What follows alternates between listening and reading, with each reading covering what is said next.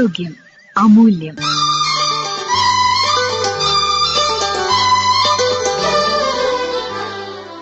പകർച്ചവ്യാധികളായ ചർമ്മരോഗങ്ങൾ, ഇതേക്കുറിച്ച് സംസാരിക്കുന്നത് കോഴിക്കോട് ഗവൺമെന്റ് ജനറൽ ബീച്ച് ആശുപത്രിയിലെ consultant dermatologist doctor T Renuka.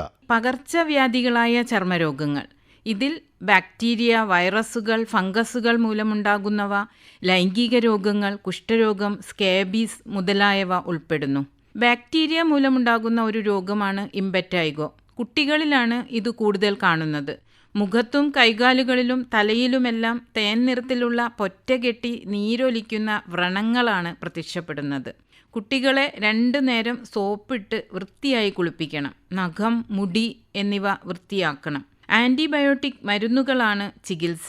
വലിയ കുരുക്കളായും വ്രണങ്ങളായും മുതിർന്നവരിലും ഇത് വരാം. മുഖക്കുരു ഉണ്ടാവുന്നതും ബാക്ടീരിയ മൂലമാണ്. കൗമാരക്കാരിലാണ് ഇത് കൂടുതൽ കാണുന്നത്.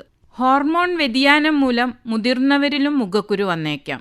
പ്രത്യേക ഫേസ് വാഷുകൾ ഉപയോഗിച്ച് ദിവസേന 3-4 തവണ മുഖം കഴുകണം. വിദഗ്ധർ നിർദ്ദേശിച്ച ലൈസൻസുള്ള ഫേസ് വാഷുകളും മരുന്നുകളും മാത്രം ഉപയോഗിക്കുക.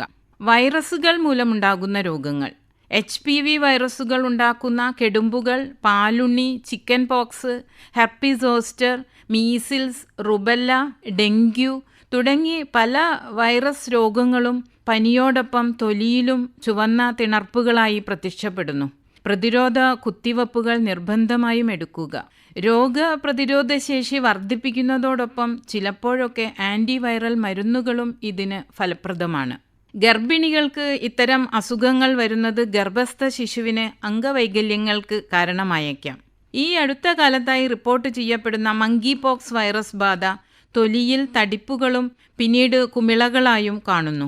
കോക്സാക്കി വൈറസ് മൂലമുണ്ടാവുന്ന ഹാൻഡ് ഫുട്ട് മൗത്ത് ഡിസീസ് കൈകാലുകളിലും വായിലും കുമിളകളായി പ്രത്യക്ഷപ്പെടുന്നു. ഫംഗൽ ഇൻഫെക്ഷൻ അഥവാ തൊലിയിലെ പൂപ്പൽ ബാധ. ആഗോള വ്യാപകമായി ഇന്ന് ഏറ്റവും കൂടുതൽ കാണപ്പെടുന്ന ചർമ്മരോഗം റിംഗ് വർം അഥവാ ടീനിയ ഇൻഫെക്ഷൻ ആണ്. തൊലി, നഖം, മുടി എവിടെയും ഇത് ബാധിക്കാം. വ്യക്തി ശുചിത്വം ഏറ്റവും പ്രധാനമാണ്. ദിവസേന 2 നേരം സോപ്പ് ഉപയോഗിച്ച് ശരീരഭാഗങ്ങൾ വൃത്തിയാക്കണം. അലക്കി വൃത്തിയാക്കിയ ഇറുക്കമില്ലാത്ത കോട്ടൺ വസ്ത്രങ്ങൾ ശീലമാക്കുക. രോഗബാധിതർ ഉപയോഗിച്ച തുണികളിലൂടെയോ നേരിട്ടോ രോഗം പകരും.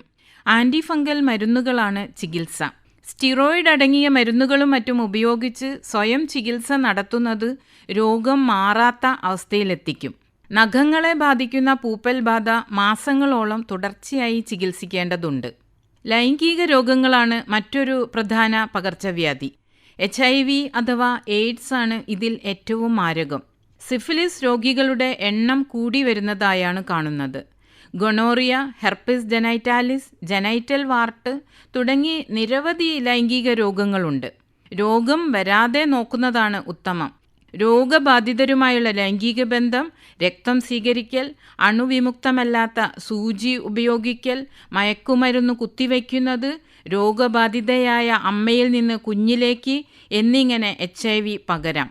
മൈക്കോബാക്ടീരിയൻ ലെപ്രേ എന്ന രോഗാണു മൂലമാണ് കുഷ്ഠരോഗമുണ്ടാകുന്നത്. ശരീരത്തിൽ തൊട്ടാൽ അറിയാത്ത നിറം കുറഞ്ഞതോ ചുവന്നതോ ആയ പാടുകളോ പേശികൾക്ക് ബലക്കുറവോ ആയി രോഗം കാണപ്പെടാം. രോഗബാധിതനായ ആൾ തുമ്മുകയോ ചുമയ്ക്കുകയോ ചെയ്യുമ്പോൾ രോഗാണു അന്തരീക്ഷത്തിൽ പടരുകയും അത് ശ്വസിക്കുന്ന ആൾക്ക് രോഗബാധ ഉണ്ടാവുകയും ചെയ്യും. തുടക്കത്തിലെ രോഗം കണ്ടെത്തി MDT ചികിത്സ എടുത്താൽ രോഗം പൂർണ്ണമായും ഭേദമാവുകയും സ്ഥിരമായ അംഗവൈകല്യം വരാതിരിക്കുകയും ചെയ്യും. ചികിത്സ സർക്കാർ ആശുപത്രികളിൽ പൂർണ്ണമായും സൗജന്യമാണ്. പകർച്ചവ്യാധികളായ ചർമ്മരോഗങ്ങളെക്കുറിച്ച് സംസാരിച്ചത് ഡോക്ടർ ടി രേണുക.